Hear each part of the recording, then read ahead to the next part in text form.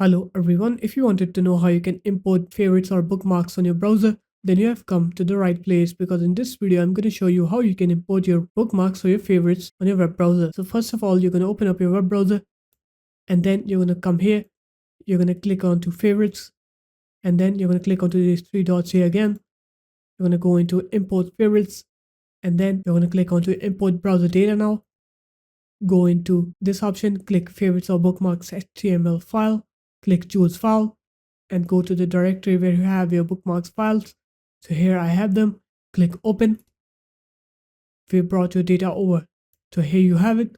My bookmarks were just imported from that file. So there it is guys. That's how easy it was. If you guys found this video helpful, make sure to leave a like, comment and subscribe to the channel and I will see you in my next video. Peace.